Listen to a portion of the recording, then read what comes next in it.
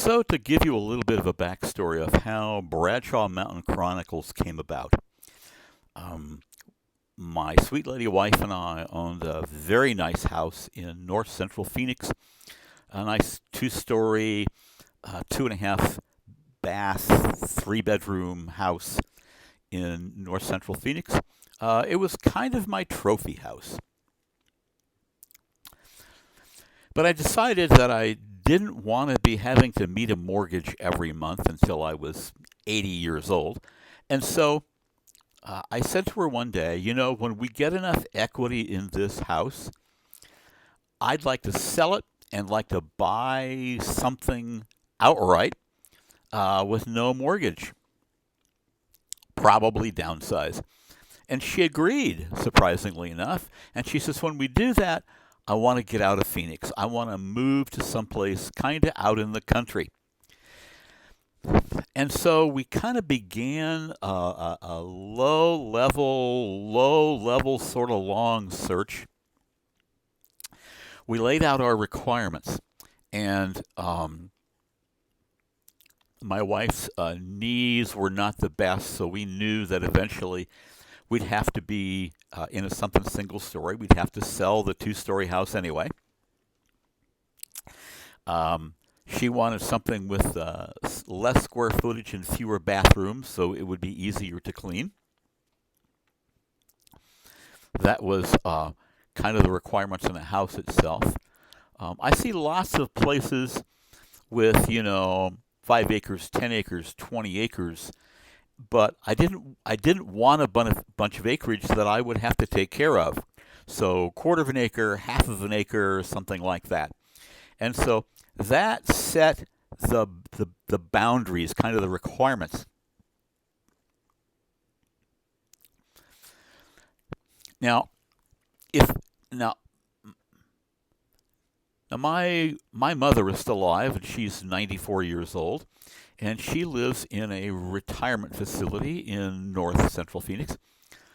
And so I kind of wanted someplace within easy commuting distance of Phoenix, so that I could go into Phoenix and check on her once a week. Um, I also have kind of a side hustle. I also I also have a side hustle. So um, I need to be in Phoenix one day a week for that. So therefore, whatever we bought would need to be within an easy commuting distance of the big city, Phoenix. If that hadn't been a requirement, we probably would have focused our search up in the Pine Strawberry area, because we really like it up there. But we did a lot of day trips over the years, uh, of communities that were roughly an hour away from Phoenix, and we kind of settled on the area between, say, Cordes Junction and Dewey Humboldt. Didn't want to get farther up State Route 269 than that, because you start getting into traffic, and it was more like living back in Phoenix due to the traffic. So that was kind of the parameters. The sweet spot was a little community called Spring Valley, and so we kind of knew that's where we wanted to be. Come along about the middle of 2017, I saw that the value of our home there in North Phoenix had climbed, but was starting to plateau a little bit. And conversely, the property values up here where we are now had been stagnant for a number of years, but were suddenly starting to climb. And and so therefore I says, we have this, given our equity, we have this window of opportunity. And so we decided middle of 17 that if we were ever going to do it, it was the time. And we decided to push the go button. Spent about 6 weeks kind of frantically packing up and getting the house ready to sell. We did put it on the market middle of August, I think, if I remember right, and it sold in one day. And so we finished packing up, And come end of September, we moved up here. We closed on the sale of our house in Phoenix.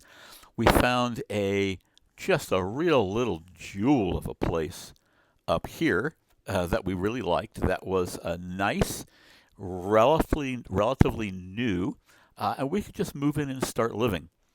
One of the things that we discovered was that while in Phoenix, when you decide to sell your house, you get it ready to sell. You maybe paint, you put in new carpeting, and so on and so forth to make it very attractive. Up here, it's different. People just put up a for sale sign and walk away. But we found a place that was relatively new and was in nice enough shape. I called it a little jewel of a place. Um, that we could just buy it, move in, and start living. The price was a little higher than I was hoping for, but it was within our affordability range. And so we did that. And so, end of September, we moved in. And within about 3 months, we had discovered several things. Discovered that our monthly expenses were going to be much less than I had anticipated. Of course, we had no mortgage. Our electric bill was running a half to a third of what it was in Phoenix. Our water bill was a third. My car insurance went down by $900 a year just by changing zip codes. Our like I said, our water bill was a third, and so it went on and on and on like that, and so our monthly cost of living was not nearly what it was in Phoenix. And I kind of started playing a game with myself of how cheaply can we live well. And I've continued to do that to this day. There is a farmer about 10 miles up the road raises chickens. And I buy eggs from him for $2 a dozen. They're about $7 a dozen in the grocery store right now. And so many, many things we found up here, the cost of living was much lower. And so that's kind of our story right now. We'll fill you in more as this adventure continues. Please click the subscribe and like buttons and help this channel grow. See you next time.